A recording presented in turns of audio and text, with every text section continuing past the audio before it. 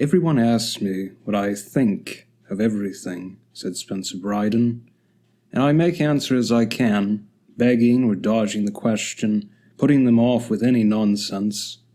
It wouldn't matter to any of them, really," he went on, "for even were it possible to meet in that stand-and-deliver way so silly a demand on so big a subject, my thoughts would still be almost altogether about something that concerns only myself."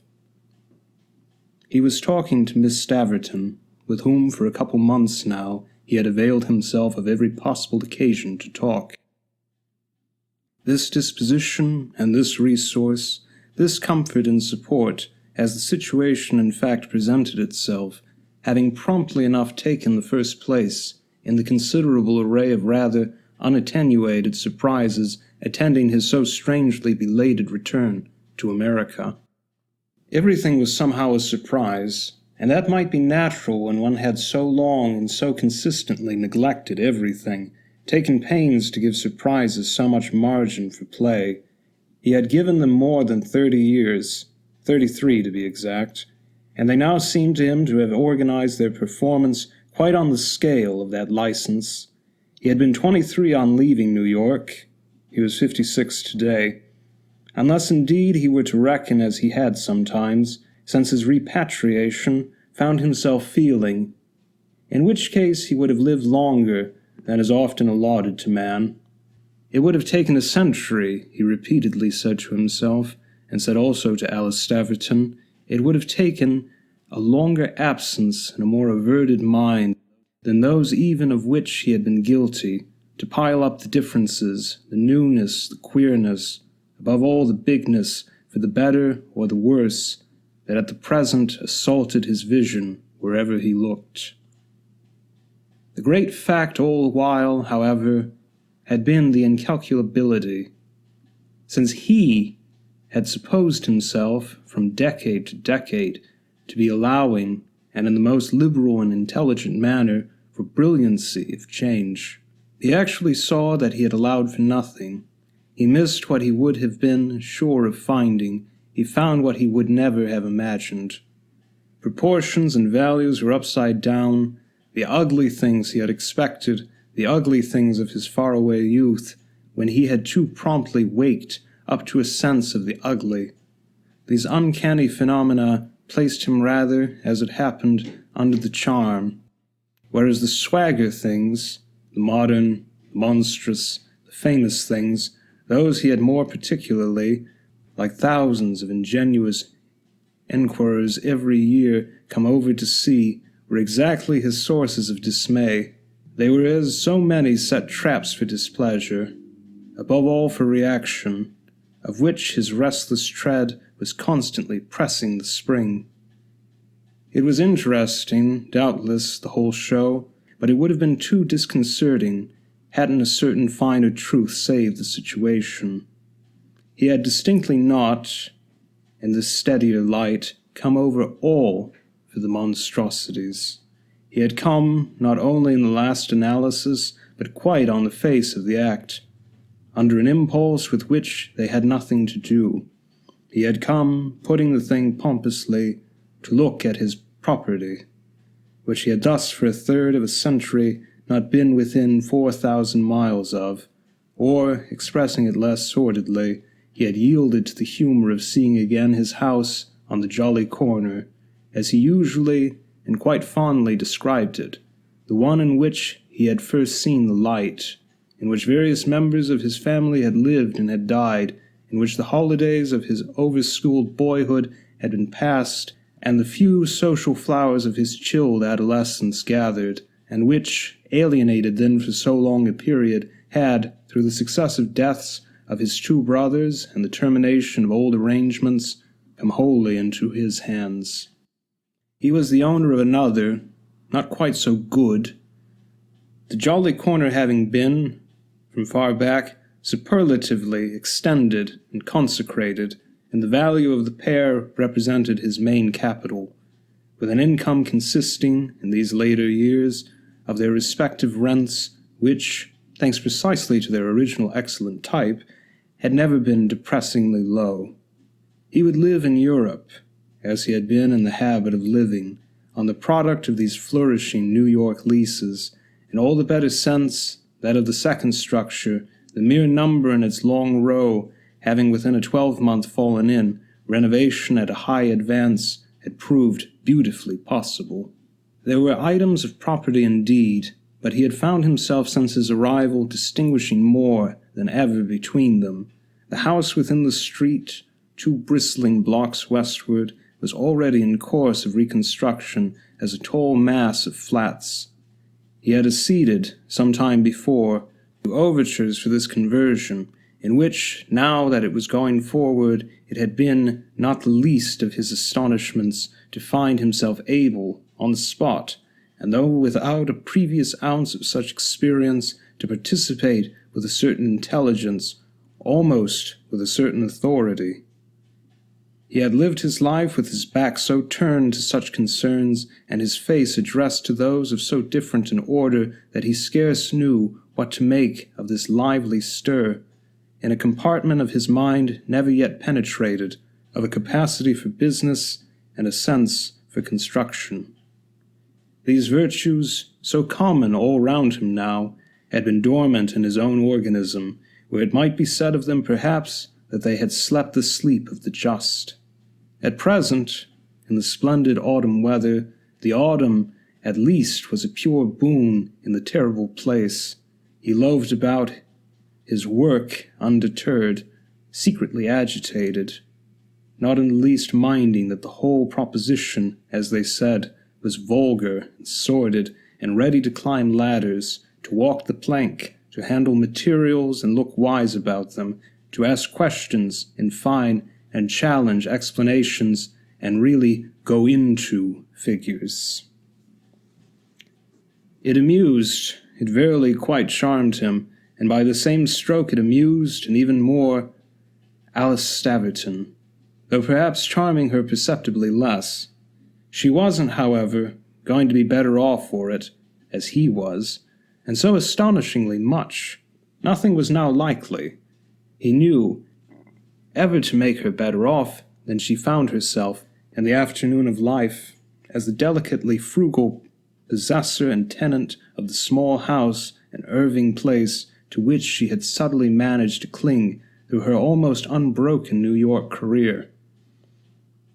If he knew the way to it now, better than to any other address among the dreadful multiplied numberings which seemed to him to reduce the whole place to some vast ledger page, overgrown, fantastic, of ruled and criss-cross lines and figures, if he had formed, for his consolation, that habit, it was really not a little because of the charm of his having encountered and recognized, in the vast wilderness of the wholesale, breaking through the mere gross generalization of wealth and force and success, a small scene where items and shades, all delicate things, kept the sharpness of the notes of a high voice perfectly trained, and where economy hung about it like the scent of a garden.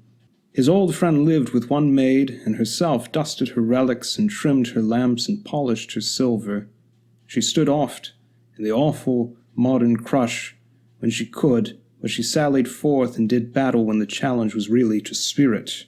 The spirit she after all confessed to, proudly and a little shyly, as to that of the better time, that of their common, their quite far away, antediluvian social period and order.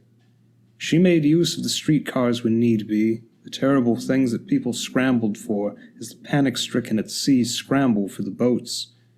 She affronted, inscrutably, under stress, all the public concussions and ordeals, and yet with that slim, mystifying grace of her appearance, which defied you to say if she were a fair young woman who looked older through trouble, or a fine, smooth, older one who looked young through successful indifference with her precious reference.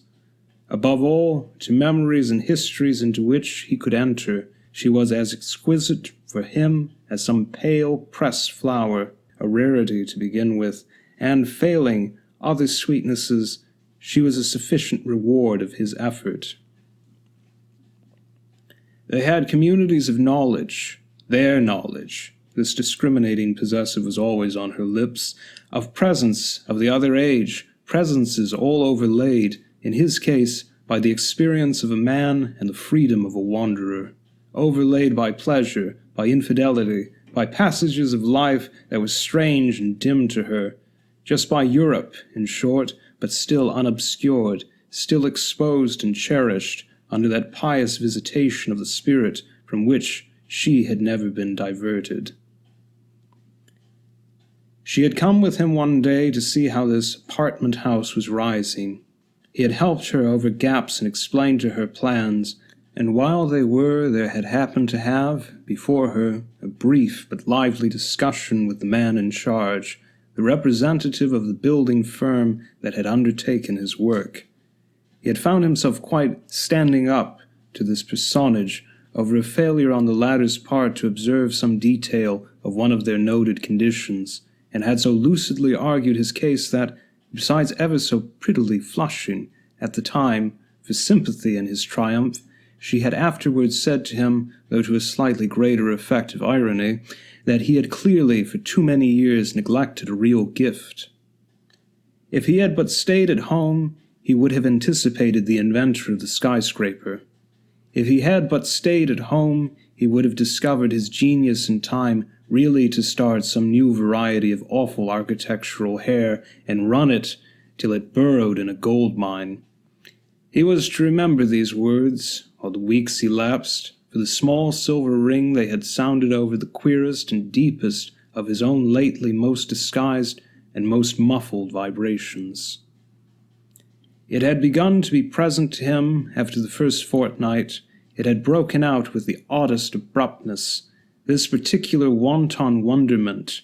It met him there, and this was the image under which he himself judged the matter, or at least, not a little, thrilled and flushed with it, very much as he might have been met by some strange figure, some unexpected occupant, at a turn of one of the dim passages of an empty house.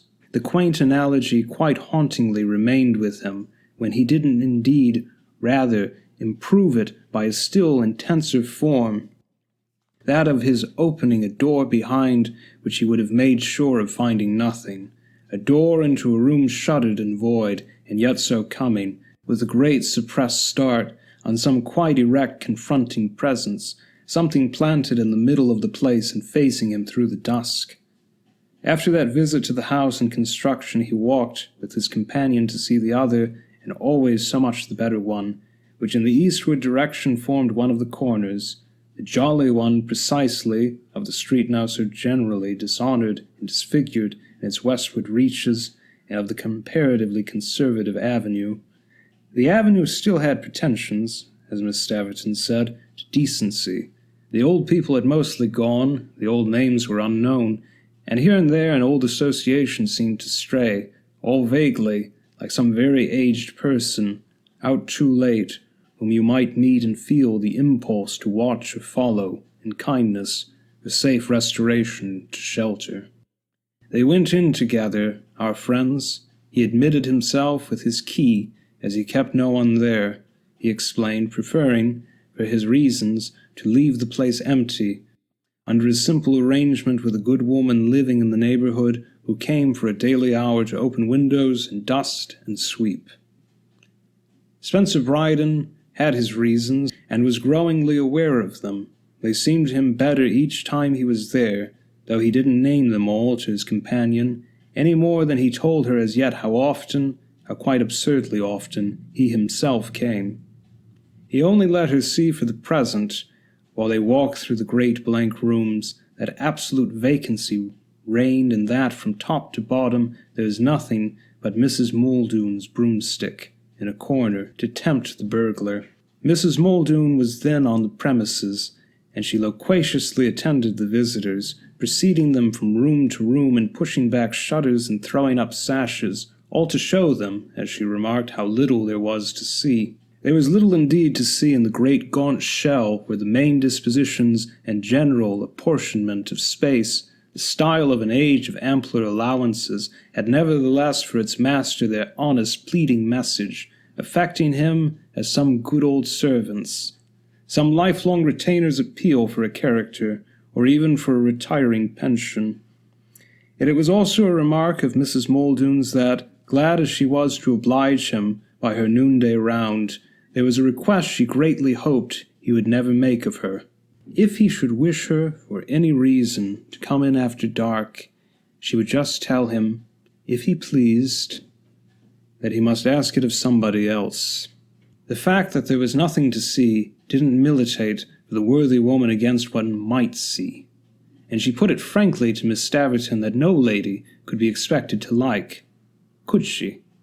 The gas and the electric light were off the house, and she fairly evoked a gruesome vision of her march through the great grey rooms, so many of them as there were, too, with her glimmering taper. Miss Staverton met her honest glare with a smile and the profession that she herself certainly would recoil from such an adventure. Spencer Brydon meanwhile held his peace. For the moment, the question of the evil hours in his old home had already become too grave for him. He had begun some time since to crepe, and he knew just why a packet of candles addressed to that pursuit had been stowed by his own hand 3 weeks before at the back of a drawer of the fine old sideboard that occupied, as a fixture, the deep recess in the dining-room. Just now he laughed at his companions, quickly, however, changing the subject, for the reason that, in the first place, his laugh struck him even at the moment as starting the odd echo. The conscious human resonance, he scarce knew how to qualify it, that sounds made while he was there alone sent back to his ear or his fancy, and that in the second he imagined Alice Staverton, the instant on the point of asking him, with a divination, if he ever so prowled. There were divinations he was unprepared for, and he had at all events averted inquiry by the time Mrs. Muldoon had left them, passing on to other parts. There was happily enough to say on so consecrated a spot that could be said freely and fairly, so that a whole train of declarations was precipitated by his friend's having herself broken out after a yearning look around. "But I hope you don't mean they want you to pull this to pieces?" His answer came, promptly, with his reawakened wrath. It was of course exactly what they wanted, and what they were at him for, daily, with the iteration of people who couldn't, for their life, understand a man's liability to decent feelings. He had found the place just as it stood, and beyond what he could express, an interest and a joy. They were values other than the beastly rent values, and, in short, but it was thus Miss Staverton took him up. In short, you're to make so good a thing of your skyscraper that, living in luxury on those ill-gotten gains, you can afford for a while to be sentimental here.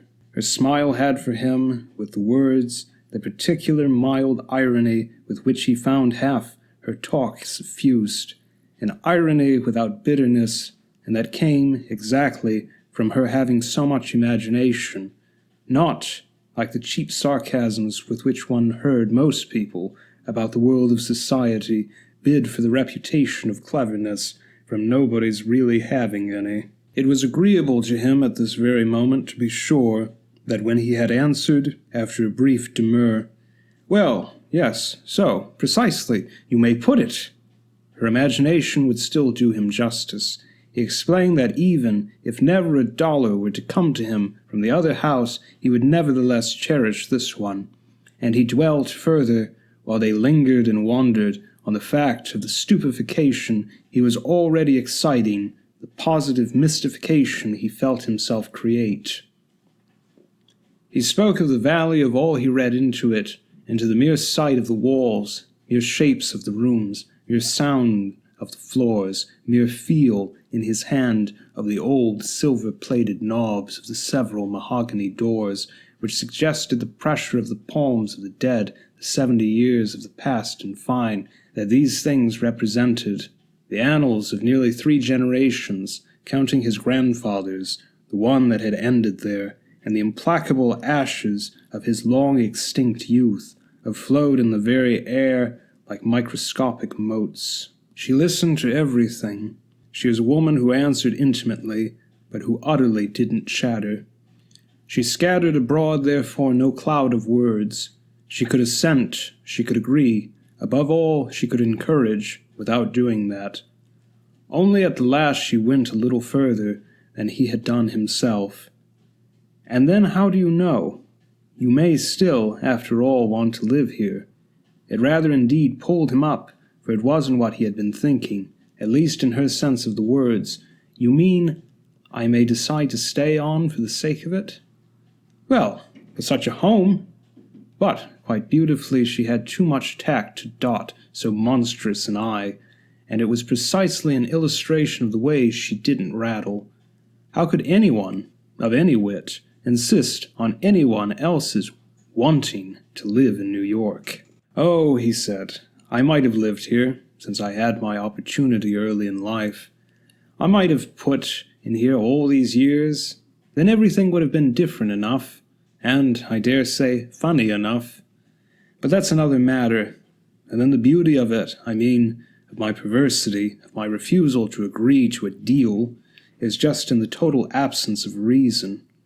Don't you see that if I had a reason about the matter at all, it would have to be the other way, and would then be inevitably a reason of dollars? There are no reasons here but of dollars. Let us therefore have none whatever, not the ghost of one. They were back in the hall then for departure, but from where they stood the vista was large. Through an open door into the great square main saloon, with its almost antique felicity of brave spaces between windows, her eyes came back from that reach and met his own a moment. Are you very sure the ghost of one doesn't, much rather, serve? He had a positive sense of turning pale.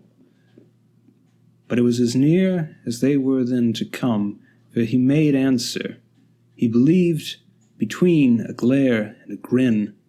Oh, ghosts! Of course the place must swarm with them. I should be ashamed of it if it didn't. Poor Mrs. Muldoon's right, and it's why I haven't asked her to do more than look in. Miss Staverton's gaze again lost itself, and things she didn't utter, it was clear, came and went in her mind. She might even for the minute, off there in the fine room, have imagined some element dimly gathering. Simplified like the death mask of a handsome face, it perhaps produced, for her just then, an effect akin to the stir of an expression in the set, commemorative plaster. Yet whatever her impression may have been, she produced instead a vague platitude. Well, if it were only furnished and lived in. She appeared to imply that in case of its being still furnished, he might have been a little less opposed to the idea of a return. But she passed straight into the vestibule, as if to leave her words behind her, and the next moment he had opened the house door and was standing with her on the steps. He closed the door, and while he repocketed his key, looking up and down, they took in the comparatively harsh actuality of the avenue, which reminded him of the assault of the outer light of the desert on the traveler emerging from an Egyptian tomb. But he risked before they stepped into the street his gathered answer to her speech. For me it is lived in. For me it is furnished.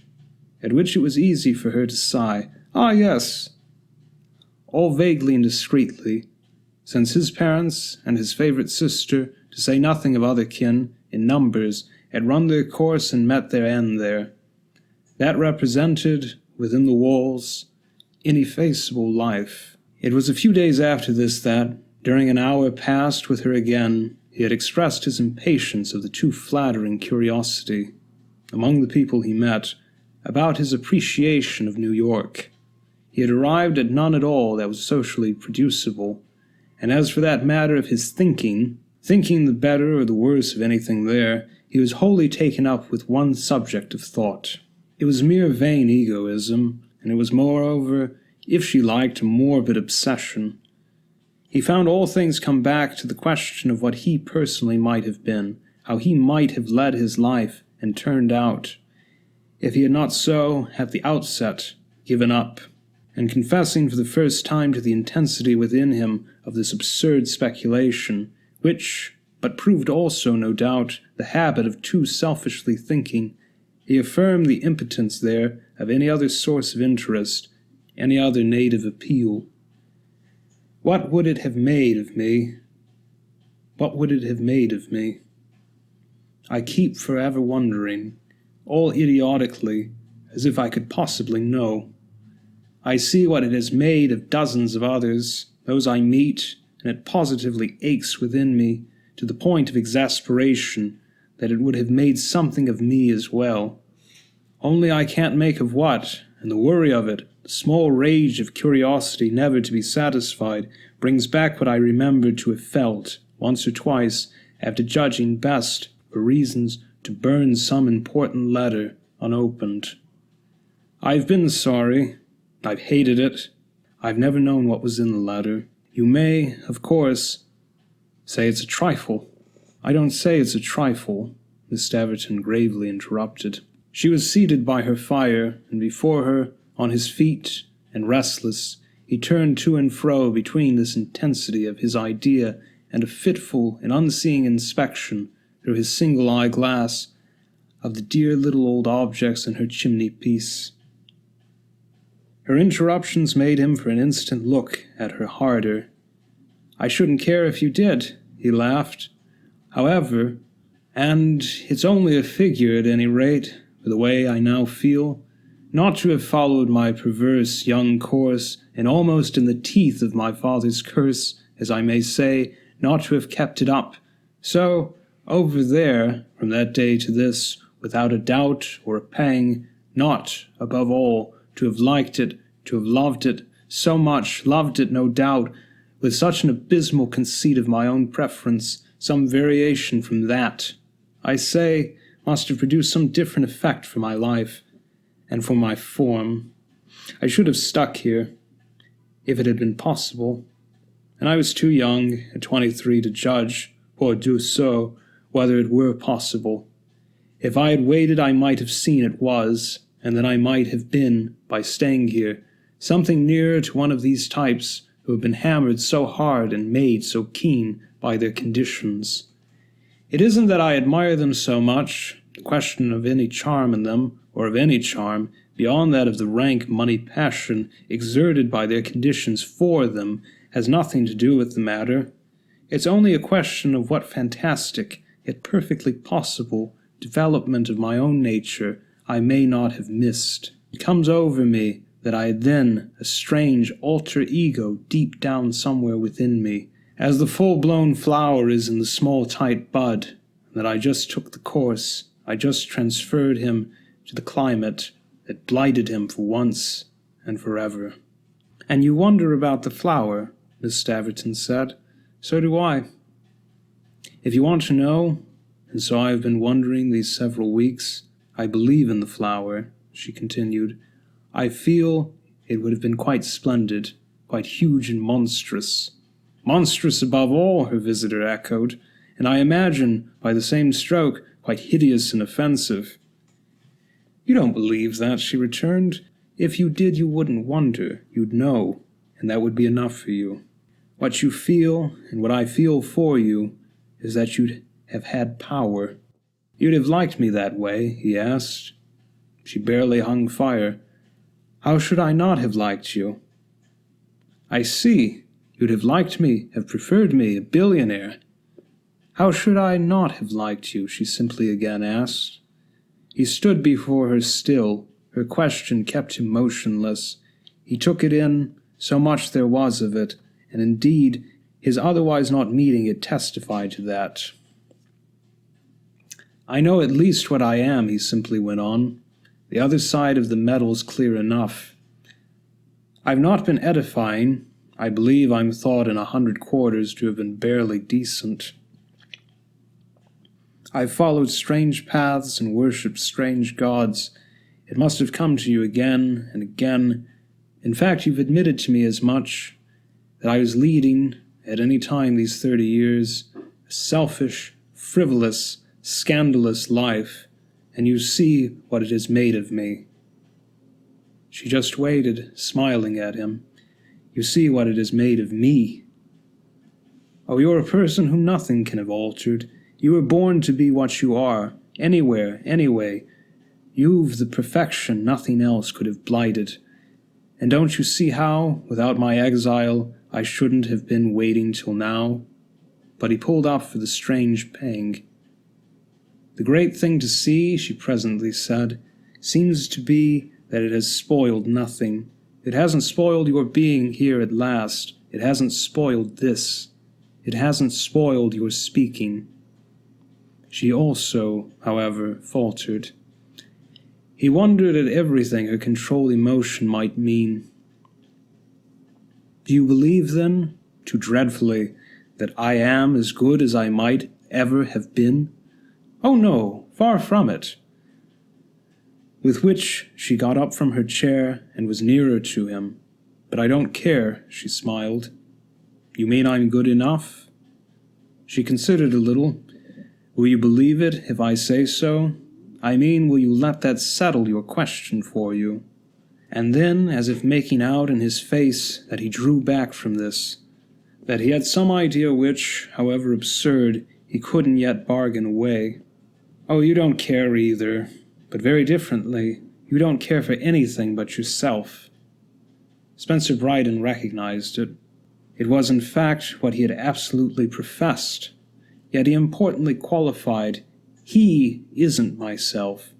He's the just so totally other person. But I do want to see him, he added, and I can, and I shall. Their eyes met for a minute while he guessed from something in hers that she divined his strange sense, but neither of them otherwise expressed it, and her apparent understanding, with no protesting shock, no easy derision, touched him more deeply than anything yet, constituting for his stifled perversity on the spot an element that was like breathable air. What she said, however, was unexpected. Well, I've seen him. I've seen him in a dream. Oh, a dream! It let him down, but twice over, she continued, I saw him as I see you now. You've dreamed the same dream? Twice over, she repeated, the very same. This did somehow a little speak to him, as it also gratified him. You dream about me at that rate? Ah, about him, she smiled. Her eyes again sounded her. Then you know all about him. And as she said nothing more, what's the wretch like? She hesitated, and it was as if he were pressing her so hard that, resisting for reasons of her own, she had to turn away. I'll tell you some other time. It was after this that there was most of a virtue for him, most of a cultivated charm, most of a preposterous secret thrill. In that particular form of surrender to his obsession and of address to what he more and more believed to be his privilege. It was what in these weeks he was living for, since he really felt life to begin but after Mrs. Muldoon had retired from the scene and, visiting the ample house from attic to cellar, making sure he was alone, he knew himself in safe possession and, as he tacitly expressed it, let himself go. He sometimes came twice in the 24 hours. The moments he liked best were those of a gathering dusk, of the short autumn twilight. This was the time of which, again and again, he found himself hoping most. Then he could, as seemed to him, most intimately wander and wait, linger and listen, feel his fine attention, never in his life before so fine, on the pulse of the great vague place. He preferred the lampless hour and only wished he might have prolonged each day the deep, crepuscular spell. Later, rarely much before midnight, but then for a considerable vigil, he watched with his glimmering light, moving slowly, holding it high, playing it far, rejoicing above all, as much as he might, in open vistas, reaches of communication between rooms and by passages, the long, straight chance or show, as he would have called it, for the revelation he pretended to invite. It was a practice he found he could perfectly work, without exciting remark. No one was in the least the wiser for it. Even Alice Staverton, who was moreover a well of discretion, didn't quite fully imagine. He let himself in and let himself out with the assurance of calm proprietorship.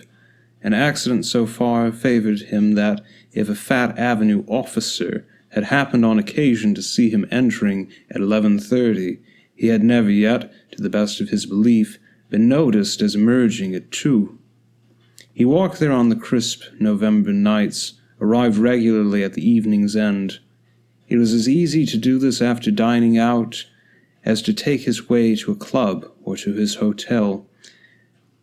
When he left his club, if he hadn't been dining out, it was ostensibly to go to his hotel, and when he left his hotel, if he had spent a part of the evening there, it was ostensibly to go to his club. Everything was easy and fine. Everything conspired and promoted. There was truly, even in the strain of his experience, something that glossed over, something that solved and simplified all the rest of consciousness. He circulated, talked, renewed, loosely and pleasantly, old relations, met indeed, so far as he could, new expectations, and seemed to make out on the whole that in spite of the career of such different contacts which he had spoken of to Miss Staverton as ministering so little for those who might have watched it to edification, he was positively rather liked than not. He was a dim secondary social success, and all with people who had truly not an idea of him. It was all mere surface sound, this murmur of their welcome, this popping of their corks, just as his gestures of response were the extravagant shadows, emphatic in proportion as they meant little, of some game of ombre chinoise. He projected himself all day, and thought, straight over the bristling line of hard, unconscious heads and into the other, the real, the waiting life, the life that, as soon as he had heard behind him the click of his great house door, began for him, on the jolly corner, as beguilingly as the slow opening bars of some rich music follows the tap of the conductor's wand. He always caught the first effect of the steel point of his stick on the old marble of the hall pavement, large black and white squares that he remembered as the admiration of his childhood, and that had then made in him, as he now saw, the growth of an early conception of style. This effect was the dim reverberating tinkle, as of some far-off bell hung, who should say where, in the depths of the house of the past, of that mystical other world that might have flourished for him had he not, for weal or woe, abandoned it. On this impression he did ever the same thing. He put his stick noiselessly away in a corner, feeling the place once more in the likeness of some great glass bowl, all precious concave crystal, set delicately humming by the play of a moist finger round its edge. The concave crystal held, as it were, this mystical other world, and the indescribably fine murmur of its rim was the sigh there, the scarce audible pathetic wail to his strained ear, of all the old baffled forsworn possibilities. What he did, therefore, by this appeal of his hushed presence was to wake them into such measure of ghostly life as they might still enjoy. They were shy, all but unappeasably shy, and they weren't really sinister. At least they weren't as he had hitherto felt them, before they had taken the form he so yearned to make them take, the form he at moments saw himself in the light of fairly hunting on tiptoe, the points of his evening shoes from room to room and from story to story. That was the essence of his vision, which was all rank folly.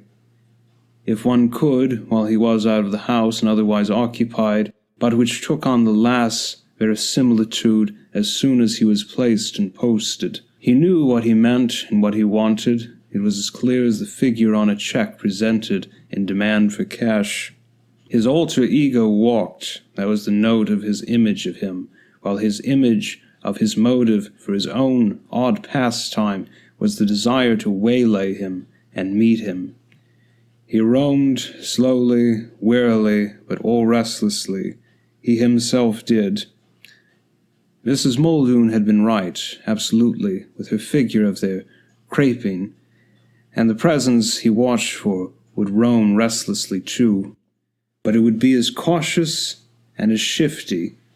The conviction of its probable, in fact, its already quite sensible, quite audible evasion of pursuit grew for him from night to night, laying on him finally a rigor to which nothing in his life had been comparable. It had been the theory of many superficially judging persons, he knew, that he was wasting that life in a surrender to sensations, but he had tasted of no pleasure so fine as his actual tension, had been introduced to no sport that demanded at once the patience and the nerve of this stalking of a creature more subtle, yet at bay perhaps more formidable than any beast of the forest.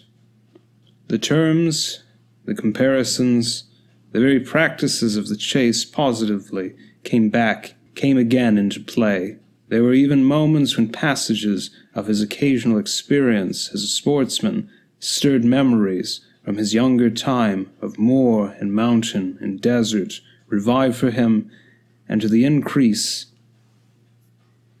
of his keenness by the tremendous force of analogy.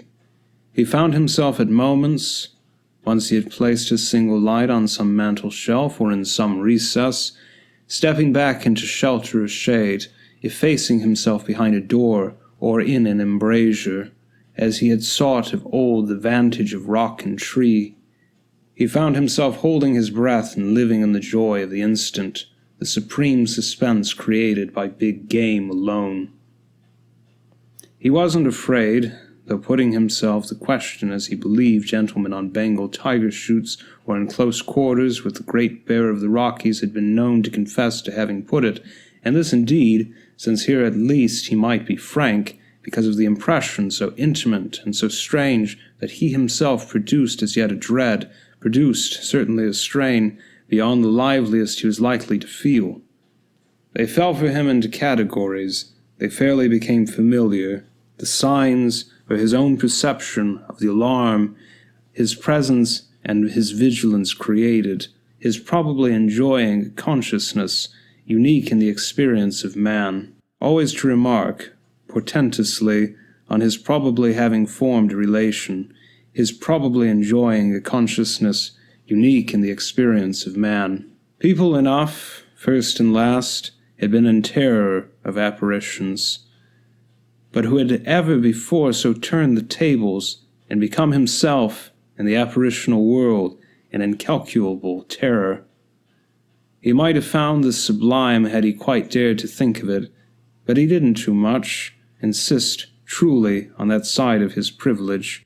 With habit and repetition he gained to an extraordinary degree the power to penetrate the dusk of distances and the darkness of corners, to resolve back into their innocence the treacheries of uncertain light, the evil-looking forms taken in the gloom by mere shadows, by accidents of the air, by shifting effects of perspective.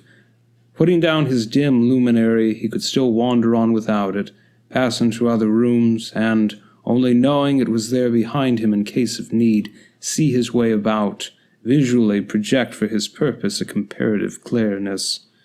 It made him feel this acquired faculty like some monstrous stealthy cat. He wondered if he would have glared at these moments with large shining yellow eyes, and what it mightn't verily be for the poor hard-pressed alter ego to be confronted with such a type.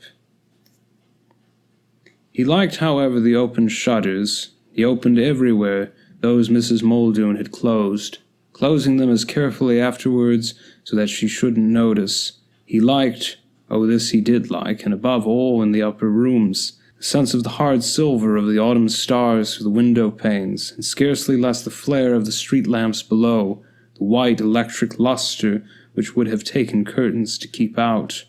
This was human, actual, social. This was of the world he had lived in, and he was more at his ease certainly for the continents, coldly general and impersonal, that all the while, and in spite of his detachment, it seemed to give him. He had support, of course, mostly in the rooms at the wide front and the prolonged side. It failed him considerably in the central shades and the parts at the back. But if he sometimes, on his rounds, was glad of his optical reach, so none the less often the rear of the house affected him as the very jungle of his prey. The place was there more subdivided. A large extension, in particular, where small rooms for servants had been multiplied, abounded in nooks and corners, in closets, in passages, in the ramifications especially of an ample back staircase, over which he leaned many a time to look far down, not deterred from his gravity even while aware that he might, for a spectator, have figured some solemn simpleton playing at hide-and-seek. Outside, in fact, he might himself make that ironic reapproachment, but within the walls, and in spite of the clear windows, his consistency was proof against the cynical light of New York. It had belonged to that idea of the exasperated consciousness of his victim to become a real test for him, since he had quite put it to himself from the first that, distinctly, he could cultivate his whole perception. He had felt it as above all open to cultivation, which indeed was but another name for his manner of spending his time. He was bringing it on, bringing it to perfection, by practice, in consequence of which it had grown so fine that he was now aware of impressions, attestations of his general postulate, that couldn't have broken upon him at once. This was the case more specifically with the phenomenon at last quite frequent for him in the upper rooms, the recognition, absolutely unmistakable, by a turn dating from a particular hour, his resumption of his campaign after a diplomatic drop, a calculated absence of 3 nights, of his being definitely followed, tracked at a distance carefully taken to the express end that he should the less confidently, less arrogantly, appear to himself merely to pursue. It worried, it finally quite broke him up, for it proved, of all the conceivable impressions, the one least suited to his book. He was kept in sight while remaining himself, as regards the essence of his position, sightless, and his only recourse then was in abrupt turns, rapid recoveries of ground. He wheeled about, retracing his steps, as if he might so catch in his face at least the stirred air of some other quick revolution. It was indeed true that his fully dislocalized thought of these maneuvers recalled to him Pantaloon at the Christmas farce, buffeted and tricked from behind by ubiquitous Harlequin, but it left intact the influence of the conditions themselves each time he was re-exposed to them. So that in fact this association, had he suffered it to become constant, would on a certain side have but ministered to his intenser gravity. He had made, as I have said, to create on the premises the baseless sense of a reprieve, his 3 absences, and the result of the third was to confirm the after-effect of the second. On his return that night, the night succeeding his last intermission, he stood in the hall and looked up the staircase with a certainty more intimate than any he had yet known. He's there, at the top, and waiting, not, as in general, falling back for disappearance. He's holding his ground, and as the first time, which is a proof, isn't it, that something has happened to him. Sir Brydon argued with his hand on the banister and his foot on the lowest stair, in which position he felt as never before the air chilled by his logic. He himself turned cold in it, for he seemed of a sudden to know what now was involved. Hard oppressed? Yes, he takes it in, with its thus making clear to him that I've come, as they say, to stay. He finally doesn't like and can't bear it, in the sense I mean that his wrath, his menaced interest, now balances with his dread. I've hunted him till he has turned. That, up there, is what has happened. He's the fanged or the antlered animal brought at last to bay. There came to him, as I say, but determined by an influence beyond my notation, the acuteness of this certainty, under which, however, the next moment he had broken into a sweat that he would as little have consented to attribute to fear as he would have dared immediately to act upon it for enterprise. It marked none the less a prodigious thrill, a thrill that represented sudden dismay, no doubt, but also represented, and with the selfsame throb, the strangest, the most joyous, possibly the next minute almost the proudest duplication of consciousness. He has been dodging, retreating, hiding, but now, worked up to anger, he'll fight. This intense impression made a single mouthful, as it were, of terror and applause. But what was wondrous was that the applause, for the felt fact, was so eager, since, if it was his other self he was running to earth, this ineffable identity was thus in the last resort not unworthy of him.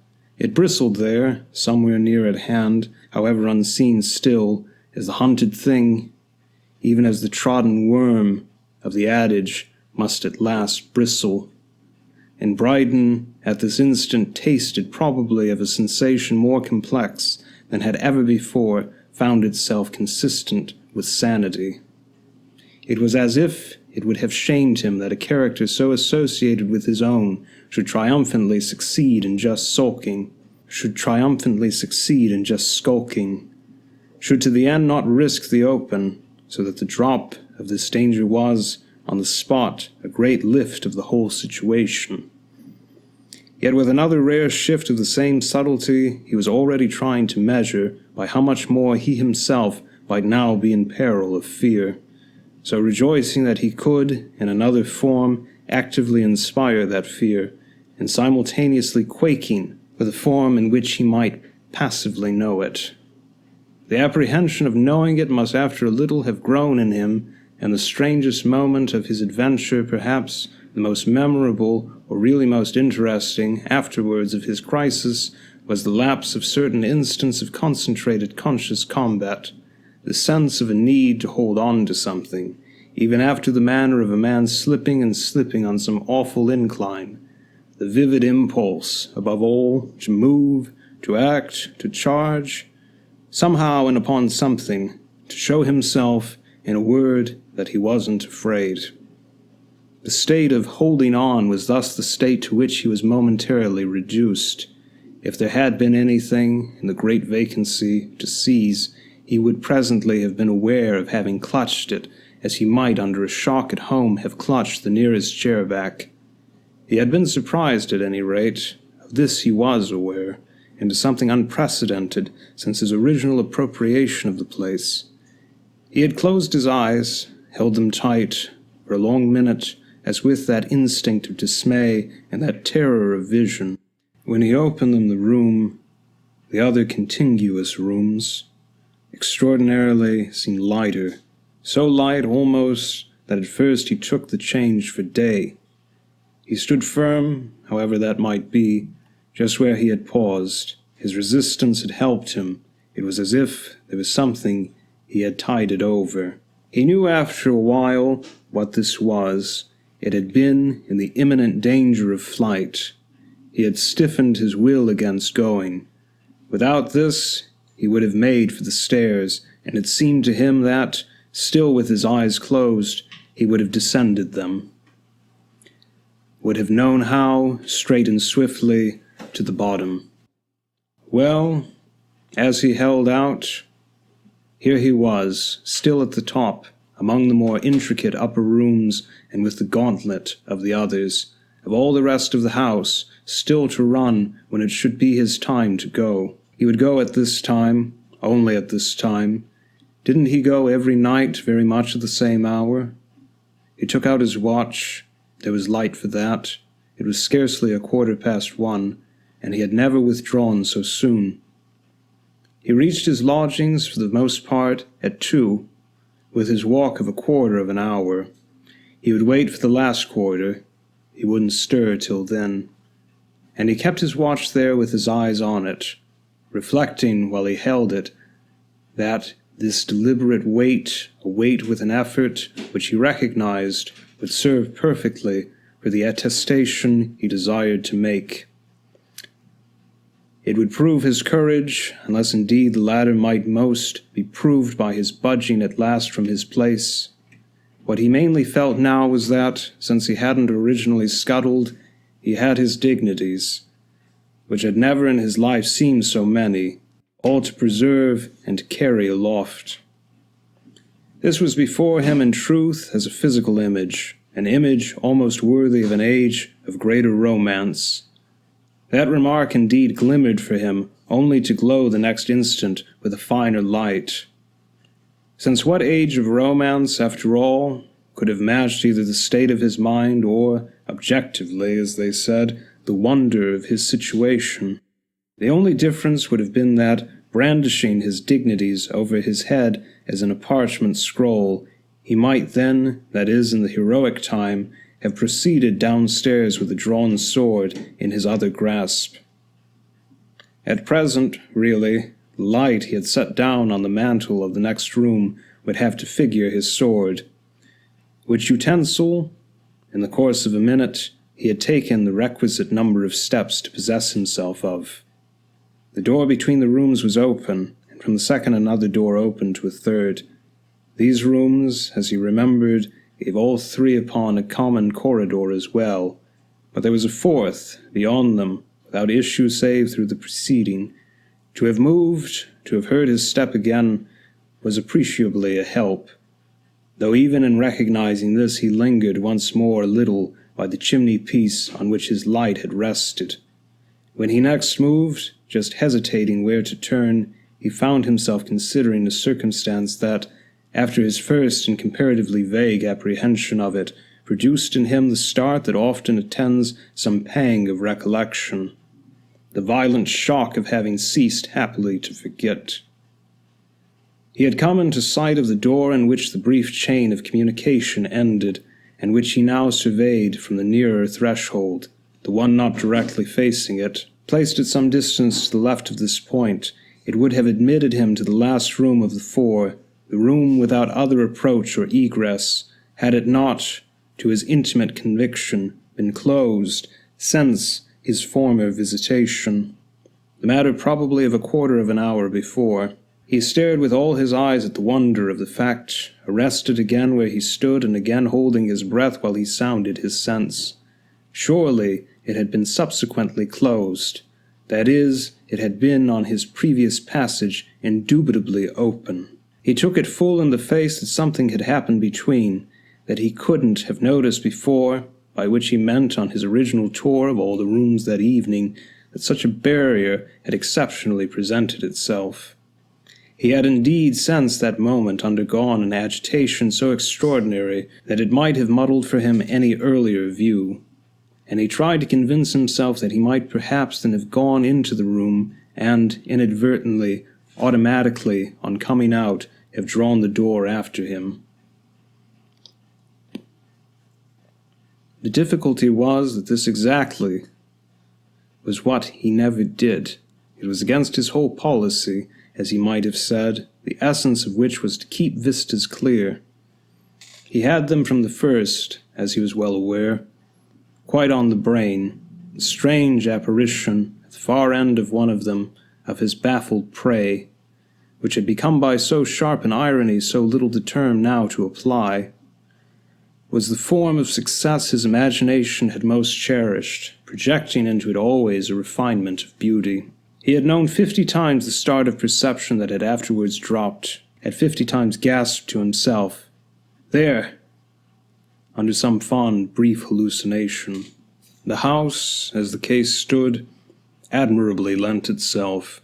He might wonder at the taste, the native architecture of the particular time, which could rejoice so in the multiplication of doors, the opposite extreme to the modern, the actual, almost complete proscription of them.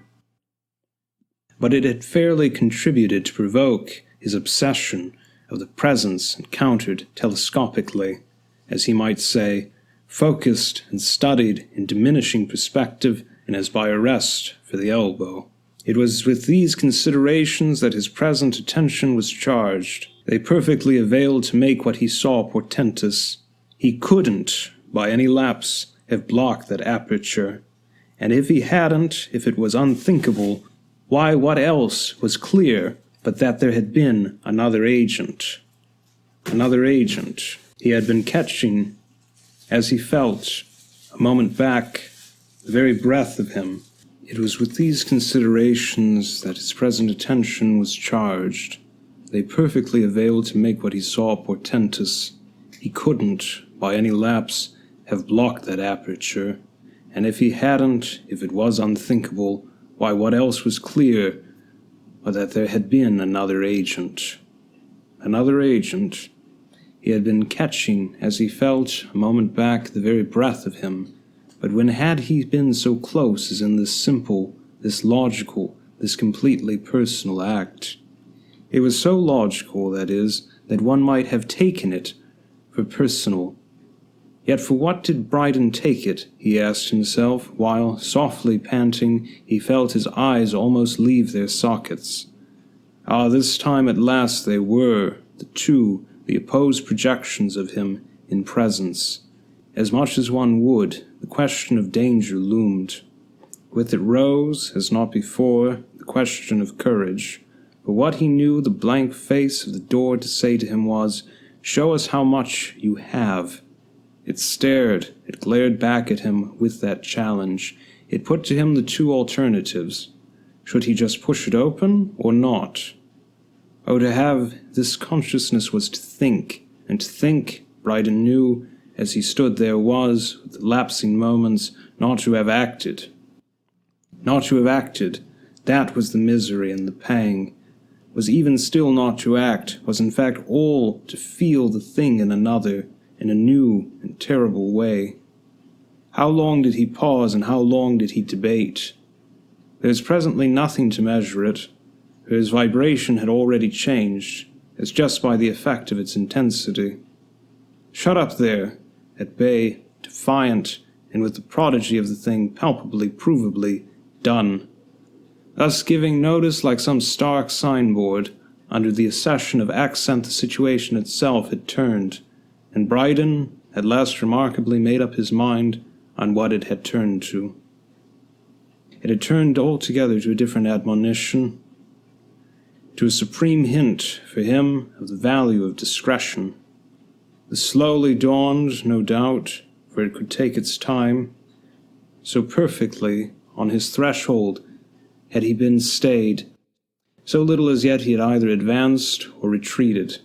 It was the strangest of all things that now, when, by his taking 10 steps and applying his hand to a latch, or even his shoulder and his knee, if necessary, to a panel, all the hunger of his prime need might have been met, his high curiosity crowned, his unrest assuaged.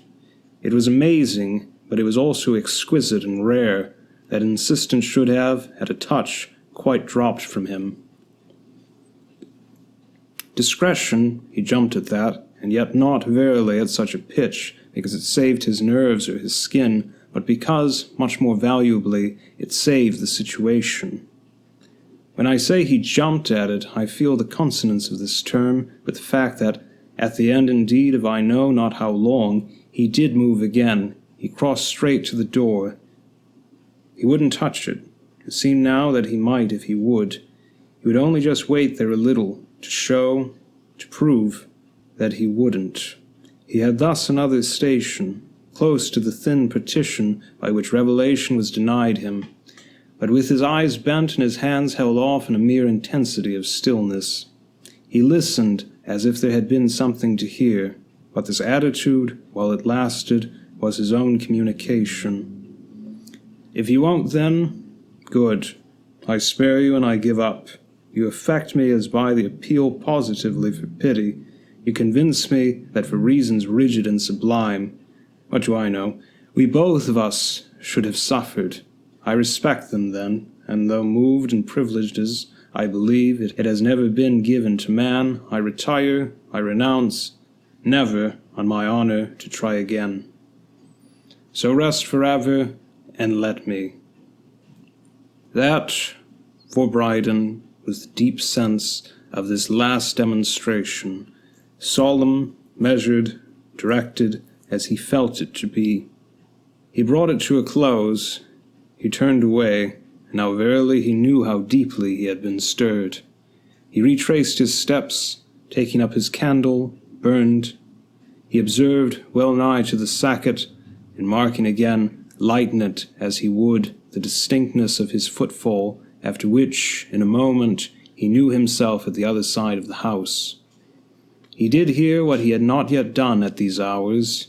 He opened half a casement, one of those in the front, and let in the air of the night. A thing he would have taken at any time previous for a sharp rupture of his spell. His spell was broken now, and it didn't matter. Broken by his concession and his surrender, which made it idle henceforth that he should ever come back. The empty street, its other life so marked even by great lamplit vacancy, was within call, within touch. He stayed there as to be in it again, high above it, though he was still perched. He watched, as for some comforting common fact, some vulgar human note, the passage of a scavenger or a thief, some night bird, however base. He would have blessed that sign of life. He would have welcomed positively the slow approach of his friend the policeman, whom he had hitherto only sought to avoid, and was not sure that if the patrol had come into sight he mightn't have felt the impulse to get into relation with it, to hail it on some pretext from his fourth floor. The pretext that wouldn't have been too silly or too compromising, the explanation that would have saved his dignity and kept his name, in such a case, out of the papers, was not definite to him. He was so occupied with the thought of recording his discretion, as an effect of the vow he had just uttered to his intimate adversary, that the importance of this loomed large, and something had overtaken all, ironically, his sense of proportion. If there had been a ladder applied to the front of the house, or even one of the vertiginous perpendiculars employed by painters and roofers and sometimes left standing overnight, he would have managed somehow, astride of the window-sill, to compass by outstretched leg and arm that mode of descent. If there had been some such uncanny thing as he had found in his room at hotels, a workable fire escape in the form of notched cable or a canvas chute, he would have availed himself of it as proof, well, of his present delicacy. He nursed that sentiment as the question stood, a little in vain, and even, at the end of he scarce knew once more how long, found it, as by the action on his mind of the failure of response of the outer world, sinking back to vague anguish. It seemed to him he had waited an age for some stir of the great grim hush. The life of the town was itself under a spell. So unnaturally, up and down the whole prospect of known and rather ugly objects, the blankness and the silence lasted.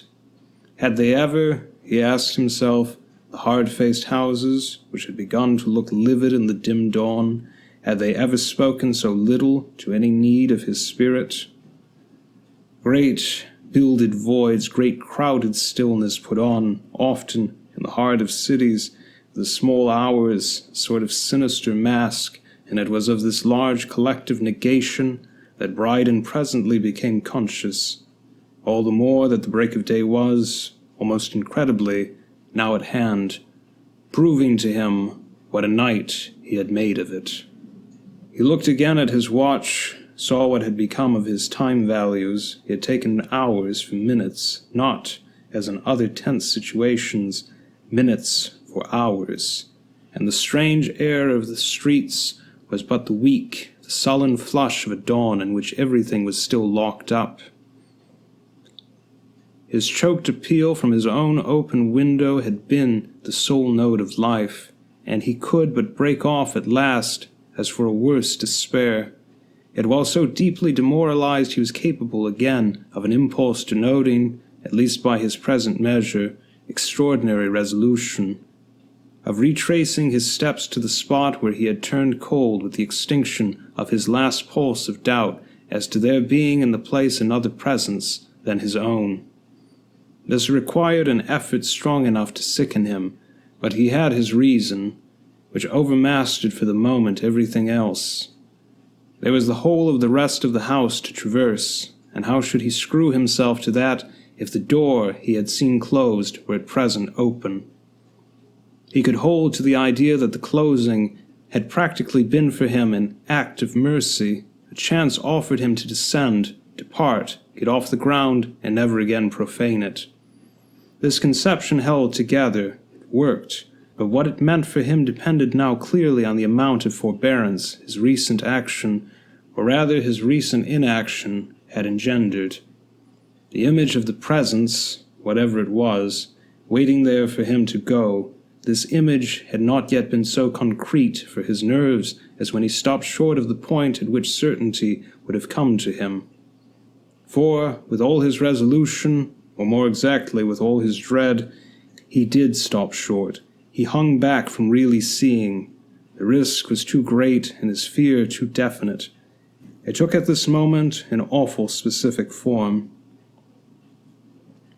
He knew, yes, as he had never known anything, that, should he see the door open, it would all too abjectly be the end of him. It would mean that the agent of his shame, for his shame, was the deep abjection, was once more at large and in general possession. And what glared him thus in the face was the act that this would determine for him.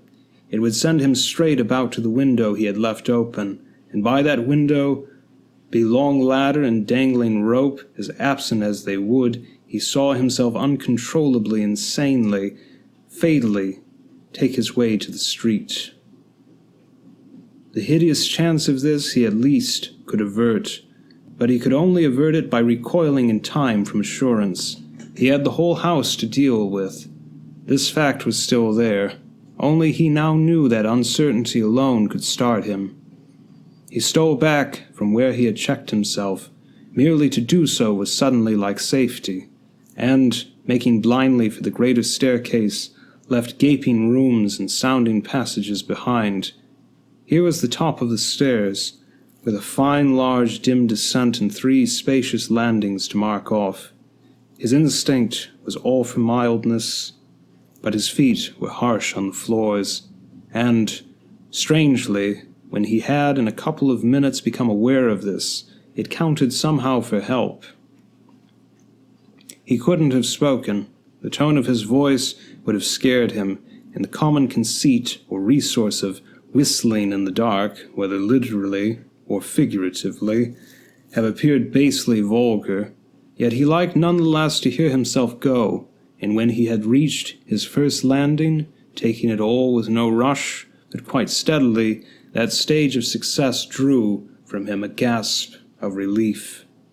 The house, withal, seemed immense, the scale of space again inordinate, the open rooms, to no one of which his eyes deflected, gloomed in their shuttered state like mouths of caverns. Only the high skylight that formed the crown of the deep well created for him a medium in which he could advance, but which might have been, for queerness of color, some watery underworld.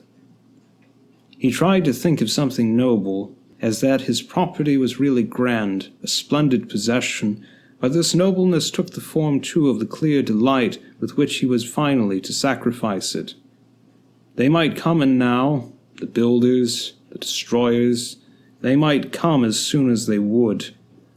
At the end of 2 flights he had dropped to another zone, and from the middle of the 3rd, with only 1 more left, he recognized the influence of the lower windows, of half-drawn blinds, of the occasional gleam of street lamps, of the glazed spaces of the vestibule.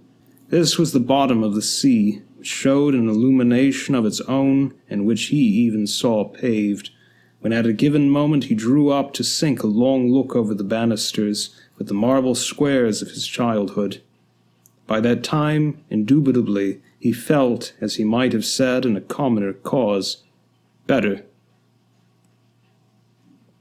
It had allowed him to stop and draw breath, and the case increased with the sight of the old black and white slabs. But what he most felt was that now surely, with the element of impunity pulling him as by hard, firm hands, the case was settled for what he might have seen above had he dared that last look. The closed door, blessedly remote now, was still closed, and he had only in short reach that of the house. He came down further, he crossed the passage forming the access to the last flight, and if here again he stopped an instant, it was almost for the sharpness of the thrill of assured escape. It made him shut his eyes, which opened again, to the straight slope of the remainder of the stairs. Here was impunity still, but impunity almost excessive, inasmuch as the side lights and the high fantasary of the entrance were glimmering straight into the hall, an appearance produced, he the next instant saw, by the fact that the vestibule gaped wide, that the hinged halves of the inner door had been thrown far back. Out of that again the question sprang at him, making his eyes, as he felt, half start from his head, as they had done at the top of the house, before the sign of the other door.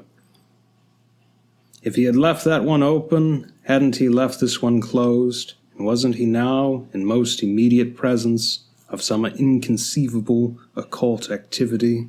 It was as sharp, the question, as a knife in his side, but the answer hung fire still and seemed to lose itself in the vague darkness to which the thin, admitted dawn, glimmering archwise over the whole outer door, made a semicircular margin, a cold, silvery nimbus that seemed to play a little as he looked, to shift and expand and contract. It was as if there had been something within it, protected by indistinctness and corresponding in extent with the opaque surface behind. The painted panels of the last barrier to his escape, of which the key was in his pocket. The indistinctness mocked him even while he stared, affected him as somehow shrouding or challenging certitude, so that after faltering an instant on his step he let himself go with the sense that here was at last something to meet, to touch, to take, to know, something all unnatural and dreadful, but to advance upon, which was the condition for him either of liberation or of supreme defeat. The penumbra, dense and dark, was the virtual screen of a figure which stood in it as still as some image erect in a niche, or as some black-visored sentinel guarding a treasure. Brydon was to know afterwards, was to recall and make out the particular thing he had believed during the rest of his descent. He saw, in its great grey glimmering margin, the central vagueness diminish, and he felt it to be taking the very form toward which, for so many days, the passion of his curiosity had yearned. It gloomed, it loomed, it was something, it was somebody, the prodigy of a personal presence. Rigid and conscious, spectral yet human, a man of his own substance and stature waited there to measure himself with his power to dismay. This only could it be, this only till he recognized, with his advance, that what made the face dim was the pair of raised hands that covered it and in which, so far from being offered in defiance, it was buried, as for dark deprecation. So Brydon, before him, took him in, with every fact of him now, in the higher light, hard and acute, his planted stillness, his vivid truth, his grizzled bent head and white masking hands, his queer actuality of evening dress, of dangling double eyeglass, of gleaming silk lappet and white linen, of pearl button and gold watch guard and polished shoe. No portrait by a great modern master could have presented him with more intensity, thrust him out of his frame with more art, as if there had been treatment of the consummate sort, in his every shade and salience. The revulsion, for our friend, had become, before he knew it, immense. This drop in the act of apprehension to the sense of his adversary's inscrutable maneuver, that meaning at least, while he gaped, it offered him. For he could but gape at his other self and this other anguish, gape as a proof that he, standing there for the achieved, the enjoyed, the triumphant life, couldn't be faced in his triumph.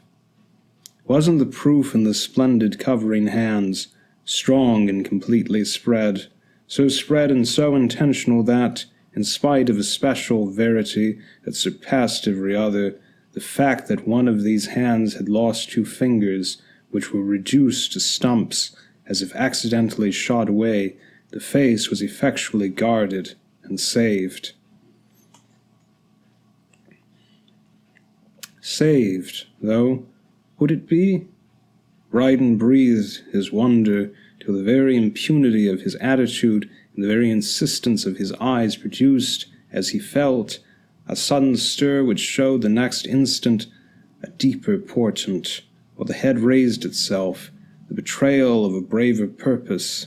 The hands, as he looked, began to move, to open, then, as if deciding in a flash, dropped from the face and left it uncovered and presented.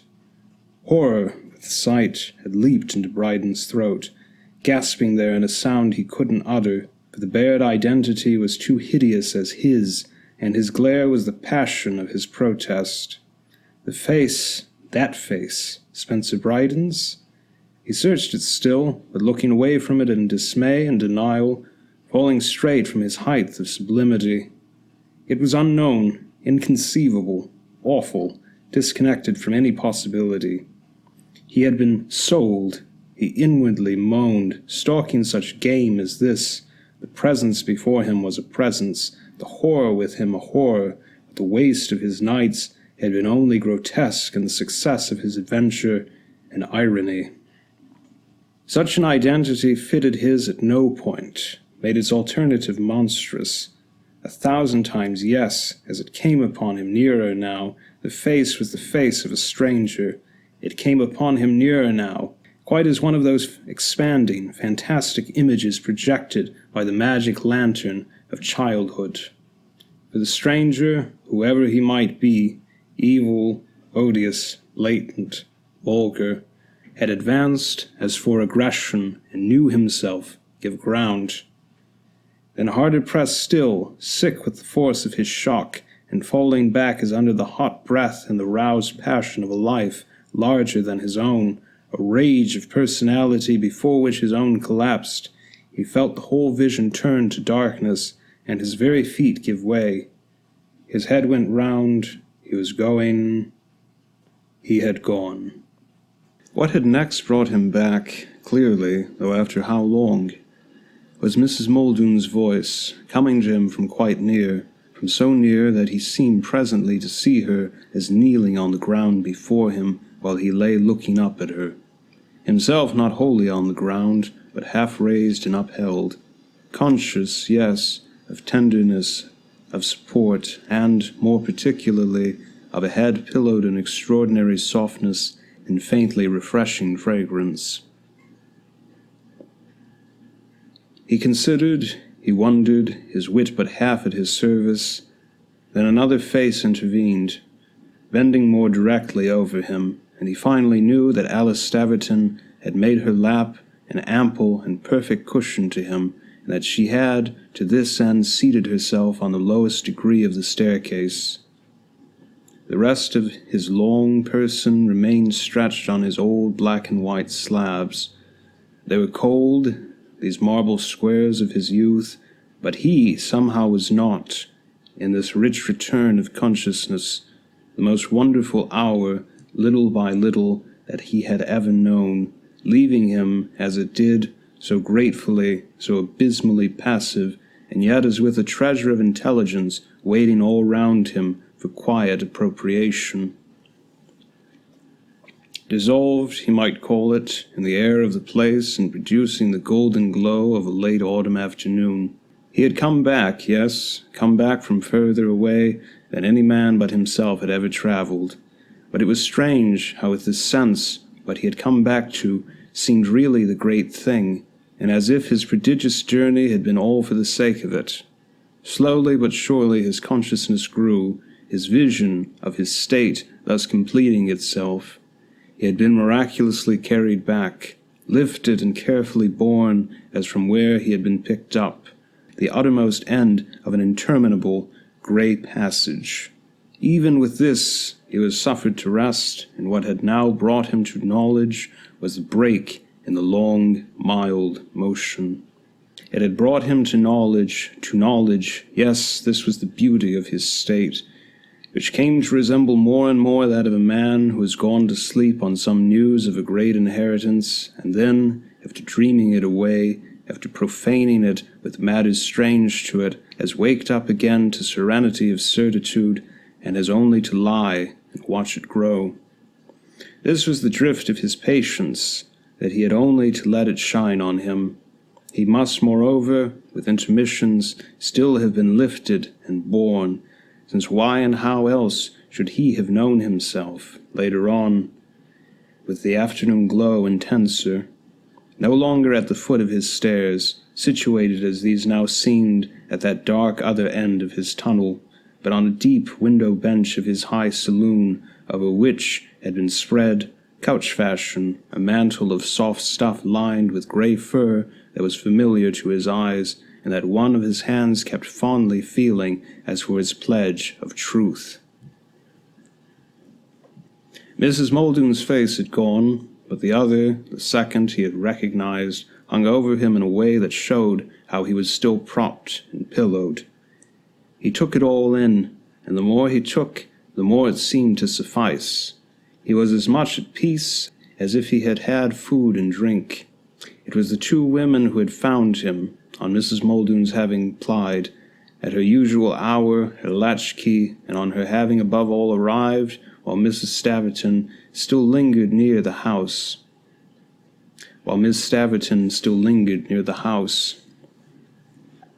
She had been turning away, all anxiety, from worrying the vain bell-handle, her calculation having been of the hour of the good woman's visit, but the latter, blessedly, had come up while she was still there, and they had entered together. He had then lain beyond the vestibule, very much as he was lying now, quite, that is, as he appeared to have fallen, but also wondrously without bruise or gash, only in a depth of stupor. What he most took in, however, at present, with steadier clearance, was that Alice Staverton had for a long unspeakable moment not doubted he was dead. It must have been that I was. He made it out as she held him. Yes, I can only have died. You brought me literally to life. Only, he wondered, his eyes rising to her, only in the name of all the benedictions. How? It took her but an instant to bend her face and kiss him, and something in the manner of it, and in the way her hands clasped and locked his head while he felt the cool charity and virtue of her lips, something in all this beatitude somehow answered everything. And now I keep you, she said. Keep me, oh keep me, he pleaded, while her face still hung over him, in response to which it dropped again and stayed close, clingingly close. It was the seal of their situation, of which he tasted the impress for a long, blissful moment in silence. But he came back. Yet how did you know? I was uneasy. You were to have come, you remember, and you had sent no word. Yes, I remember. I was to have gone to you at one today. It caught on to their old life and relation, which was so near and so far. I was still out there in my strange darkness. Where was it? What was it?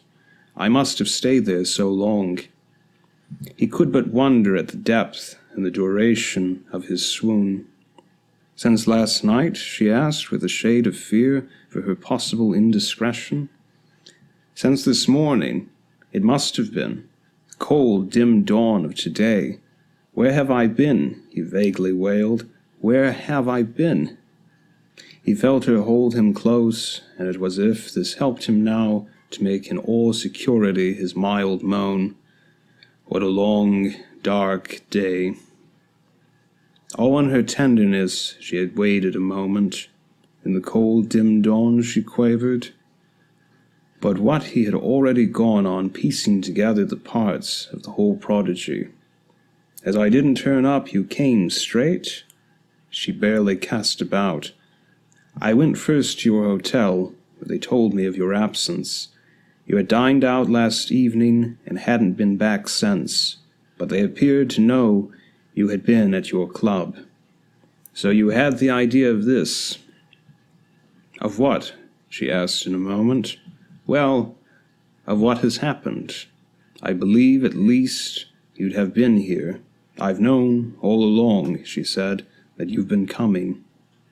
"Known it? Well, I believed it. I said nothing to you after that talk we had a month ago, but I felt sure." "I knew you would," she declared. "That I'd persist, you mean? That you'd see him." "Ah, but I didn't," cried Brydon with his long wail. "There's somebody, an awful beast, whom I brought too horribly to bay, but it's not me." At this she bent over him again, and her eyes were in his eyes. "No, it's not you." And it was as if, while her face hovered, he might have made out in it, hadn't it been so near, some particular meaning blurred by a smile. "No, thank heaven," she repeated. "It's not you. Of course it wasn't, you have been." "Ah, but it was," he gently insisted. And he stared before him now, as he had been staring for so many weeks. "I was to have known myself." "You couldn't," she returned consolingly. And then reverting, and as if to account further for what she had herself done, "But it wasn't only that you hadn't been at home," she went on. "I waited till the hour at which we had found Mrs. Muldoon that day of my going with you, and she arrived, as I have told you, while, failing to bring any one to the door, I lingered in my despair on the steps. After a while, if she hadn't come, by such mercy, I should have found means to hunt her up. But it wasn't," said Alice Staverton, as if once more, with her fine intention, "it wasn't only that." His eyes, as he lay, turned back to her. What more, then? She met it, the wonder she had stirred. "In the cold dim dawn, you say? Well, in the cold dim dawn of this morning I too saw you." "Saw me? Saw him," said Alice Staverton. "It must have been at the same moment." He lay an instant taking it in, as if he wished to be quite reasonable. "At the same moment?" "Yes, in my dream again, the same one I've named to you. He came back to me. Then I knew it for a sign. He had come to you." At this Brydon raised himself. He had to see her better. She helped him when she understood his movement, and he sat up, steadying himself beside her there on the window bench, and with his right hand grasping her left. "He didn't come to me." "You came to yourself," she beautifully smiled. "Ah, I've come to myself now, thanks to you, dearest. But this brute, with his awful face, this brute's a black stranger. He's none of me, even as I might have been," Brydon sturdily declared. But she kept the clearness that was like the breath of infallibility. "Isn't the whole point that you'd have been different?" He almost scowled for it. "As different as that?" Her look again was more beautiful to him than the things of this world. "Haven't you exactly wanted to know how different? So this morning," she said, "you appeared to me." "Like him? A black stranger? Then how did you know it was I?" "Because, as I told you weeks ago, my mind, my imagination, has worked so over what you mightn't have been, to show you, you see, how I've thought of you. In the midst of that you came to me, that my wonder might be answered. So I knew." She went on, "And I believe that, since the question held you too, so fast, as you told me that day, you too would see for yourself. And when this morning I again saw, I knew it would be because you had, and also then, from the first moment, because you somehow wanted me. He seemed to tell me of that, so why," she strangely smiled, "shouldn't I like him?" It brought Spencer Brydon to his feet. "In the midst of that you came to me, that my wonder might be answered. So I knew," she went on.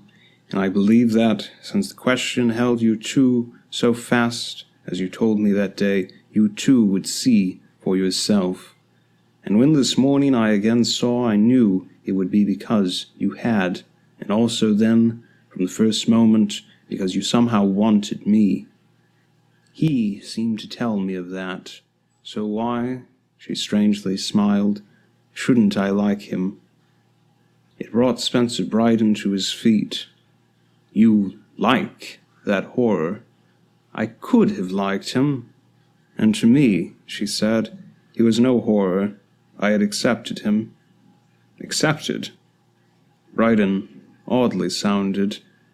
Before, for the interest of his difference, yes, and as I didn't disown him, as I knew him, which you at last, confronted with him in his difference, so cruelly didn't, my dear, well, he must have been, you see, less dreadful to me, and it may have pleased him that I pitied him.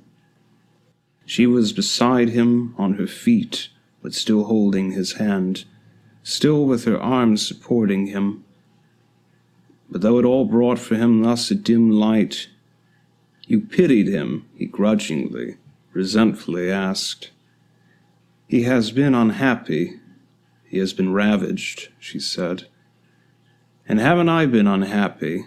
Am I not? You've only to look at me. Ravaged? I don't say I like him better, she granted after a thought, but he's grim. He's worn, and things have happened to him. He doesn't make shift for sight with your charming monocle.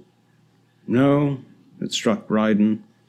I couldn't have sported mine downtown. They'd have guyed me there. His great convex pince-nez, I saw it. I recognized the kind, is for his poor ruined sight, and his poor right hand. Ah, Brydon winced, whether for his proved identity, or for his last finger, or for his lost fingers. Then, he has 1,000,000 a year, he lucidly added, but he hasn't you. And he isn't, no, he isn't you, she murmured, as he drew her to his breast.